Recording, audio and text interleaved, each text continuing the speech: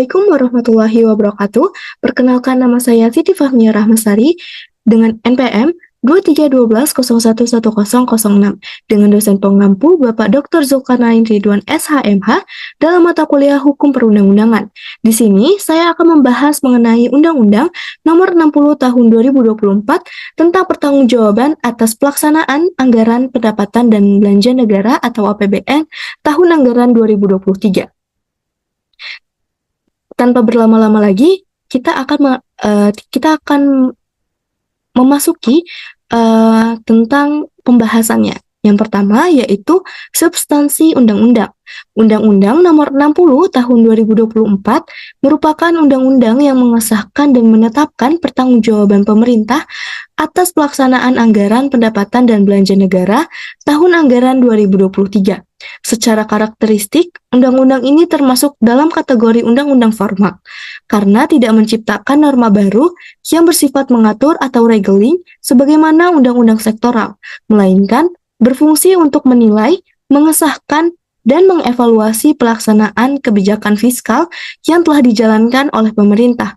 Meskipun tidak bersifat normatif, dalam arti mengatur perilaku masyarakat secara langsung, keberadaan undang-undang ini memiliki implikasi hukum dan politik yang signifikan karena menyangkut tentang legitimasi penggunaan keuangan negara. Selanjutnya, terdapat dasar hukum pembentukan Undang-Undang Nomor 60 Tahun 2024 yang dimana bersumber dari pasal 23 ayat 1 dan pasal 23E Undang-Undang Dasar Negara Republik Indonesia tahun 1945. Pasal 23 ayat 1 menegaskan bahwa APBN sebagai wujud pengelolaan keuangan negara harus ditetapkan setiap tahunnya dengan undang-undang dan dilaksanakan secara terbuka serta bertanggung jawab untuk sebesar-besarnya kemakmuran rakyat. Sementara itu, pada pasal 23E menetapkan Badan Pemeriksa Keuangan sebagai lembaga negara yang berwenang untuk melakukan pemeriksaan atas pengelolaan dan tanggung jawab keuangan negara. Sehingga jika dilihat dari perspektif hukum ketatanegaraan, Undang-Undang Nomor 60 Tahun 2024 ini mencerminkan prinsip check and balance dalam pengelolaan keuangan negara. Pemerintah sebagai pelaksanaan APBN tidak dapat secara sepihak menilai kinerjanya sendiri, melainkan harus mempertanggungjawabkannya dalam pelaksanaan anggaran tersebut kepada DPR berdasarkan hasil pemeriksaan dari BPK. Serta DPR melalui persetujuan terhadap undang-undang ini menjalankan fungsi pengawasan politik dan hukum terhadap kebijakan fiskal pemerintah. Dengan demikian, undang-undang ini bersifat sebagai mekanisme pengendalian kekuasaan pengelolaan keuangan negara tidak bersifat absolut.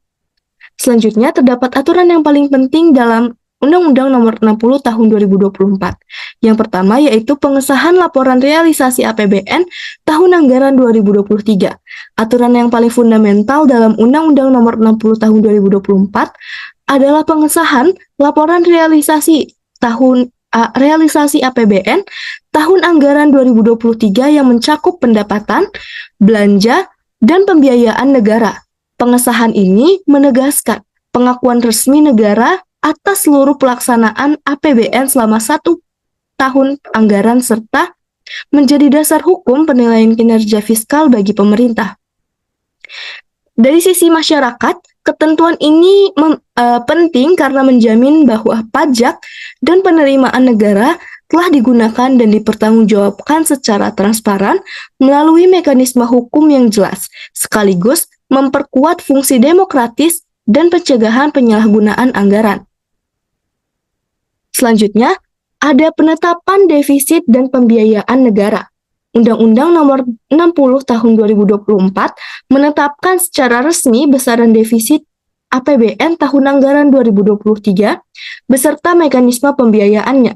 Dalam hukum keuangan negara, defisit tidak dapat dianggap sebagai suatu pelanggaran selama ditetapkan secara konstitusional dan dipertanggungjawabkan melalui undang-undang. Ketentuan ini penting karena menunjukkan cara negara mengelola kekurangan anggaran termasuk sumber pembiayaannya serta berdampak langsung pada stabilitas ekonomi, beban fiskal masa depan, dan keberlanjutan pembiayaan pelayanan publik. Oleh karena itu, pengesahan defisit harus dipahami sebagai komitmen pengelolaan risiko fiskal yang bertanggung jawab, bukan hanya sekedar pembenaran peningkatan hutang negara. Selanjutnya terdapat pengesahan laporan hasil pemeriksaan BPK. Undang-Undang Nomor 60 Tahun 2024 secara implisit mengesahkan hasil pemeriksaan Badan Pemeriksa Keuangan atas laporan keuangan pemerintah pusat tahun 2023 sebagai bagian dari pertanggungjawaban APBN. Ketentuan ini menegaskan bahwa pertanggungjawaban keuangan negara didasarkan tidak hanya pada laporan pemerintah, tetapi juga pada audit lembaga negara yang independen. Aturan ini penting untuk menjaga prinsip check and balance untuk mencegah penyalahgunaan kekuasaan fiskal serta meningkatkan kepercayaan publik terhadap pengelolaan keuangan negara. Namun, efektivitasnya tetap bergantung pada keseriusan pemerintah dalam menindaklanjuti rekomendasi BPK, bukan hanya sekedar mencatatnya secara administratif saja. Yang keempat yaitu penegasan tanggung jawab pemerintah. Undang-undang ini menegaskan tanggung jawab penuh pemerintah atas seluruh pengelolaan keuangan negara tahun anggaran 2023, termasuk aspek administratif, keuangan, dan pengelolaan aset negara. Penegasan ini menempatkan pemerintah sebagai pihak yang wajib mempertanggungjawabkan setiap kebijakan anggaran kepada DPR dan masyarakat, serta berfungsi sebagai dasar hukum dan moral untuk mendorong tata kelola keuangan yang berintegritas. Dalam praktiknya, tanggung jawab tersebut berdampak langsung pada kualitas pelayanan publik karena pengelolaan anggaran yang akuntabel menentukan efektivitas program pendidikan, kesehatan, bantuan sosial, dan infrastruktur. Selanjutnya yang kelima yaitu fungsi evaluatif bagi penyusunan APBN tahun berikutnya.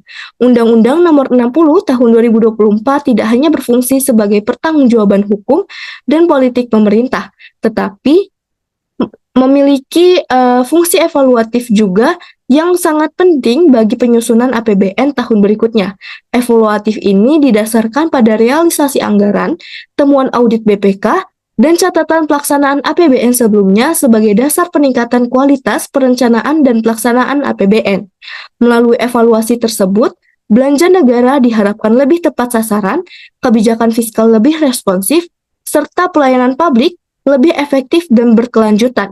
Bagi masyarakat, fungsi evaluatif ini menentukan apakah APBN ini benar-benar menjadi instrumen peningkatan kesejahteraan atau hanya sekadar formalitas tahunan saja.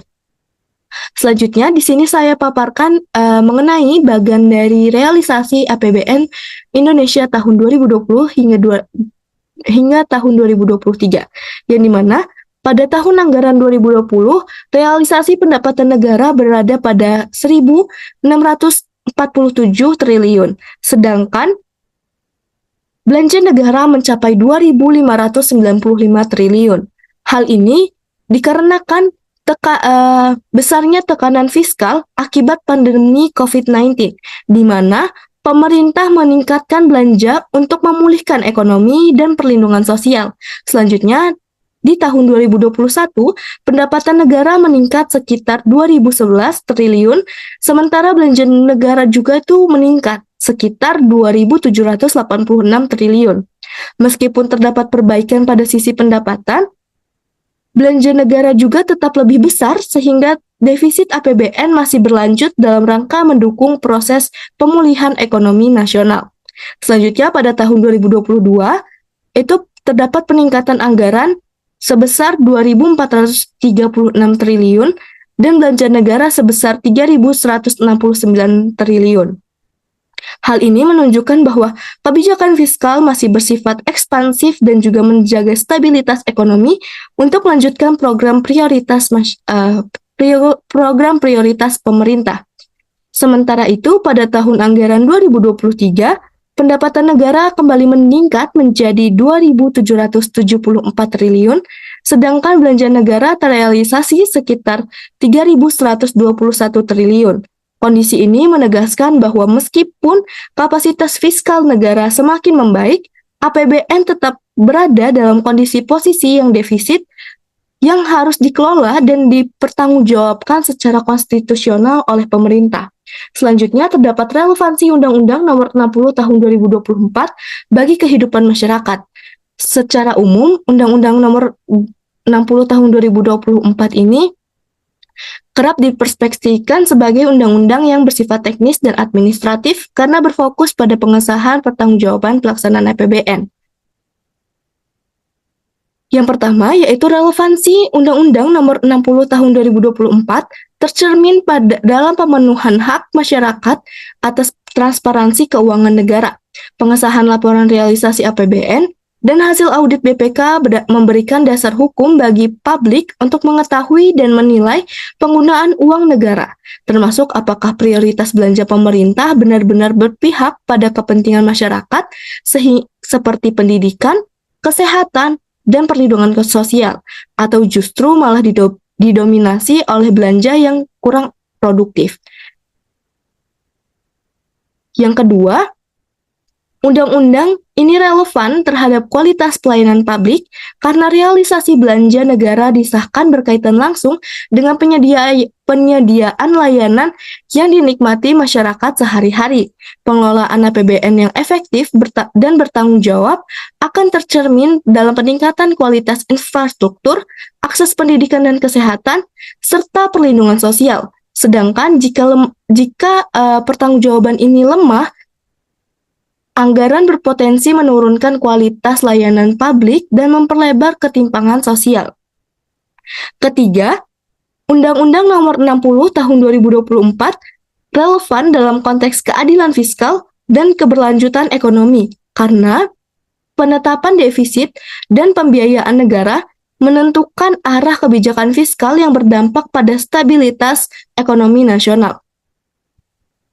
Pengelolaan fiskal yang tidak berhati-hati berpotensi membebani generasi mendatang melalui peningkatan utang negara, sehingga masyarakat sebagai pemangku kepentingan utama dalam kebijakan fiskal memiliki kepentingan langsung terhadap pelaksanaan dan evaluasi pertanggungjawaban APBN. Selanjutnya, hal-hal yang perlu diperbaiki dari Undang-Undang Nomor 60 Tahun 2024 yaitu pertama, Undang-Undang Nomor 60 Tahun 2024 belum mengatur secara tegas mengenai konsekuensi hukum atas temuan dan rekomendasi BPK. Meskipun hasil pemeriksaan BPK dijadikan dasar pertanggungjawaban, undang-undang ini tidak memuat mekanisme sanksi yang jelas apabila rekomendasi BPK tidak ditindaklanjuti secara optimal. Akibatnya, proses audit berpotensi kehilangan daya paksa dan hanya menjadi prosedur administratif tahunan tanpa dampak perbaikan yang signifikan. Kedua, undang-undang ini masih minim dalam mendorong akuntabilitas substantif, yaitu penilaian terhadap kualitas dan pemanfaatan belanja negara. Pertanggungjawaban APBN lebih difokuskan pada kesesuaian produk dan kelengkapan laporan, bukan sejauh mana belanja negara benar-benar memberikan dampak positif bagi kesejahteraan masyarakat. Hal ini menyebabkan evaluasi APBN seringkali bersifat teknokris dan kurang menyentuh aspek keadilan sosial dan efektivitas kebijakan publik. Ketiga, secara kelembagaan, undang-undang ini belum secara optimal menghubungkan hasil pertanggungjawaban APBN dengan perbaikan kebijakan fiskal di masa depan. Meskipun secara normatif memiliki fungsi evaluatif, tidak terdapat ketentuan yang secara eksplisit mewajibkan pemerintah untuk menjadikan temuan dan catatan pelaksanaan APBN sebagai dasar perubahan kebijakan. Hal ini berpotensi menjadi pertanggungjawaban APBN sebagai rutinitas formal tanpa dampak kebijakan yang nyata. Itu saja yang dapat saya sampaikan dalam presentasi dan pemaparan hasil analisis saya dalam Undang-Undang Nomor 60 Tahun 2024. Terima kasih atas perhatiannya. Wassalamualaikum warahmatullahi wabarakatuh.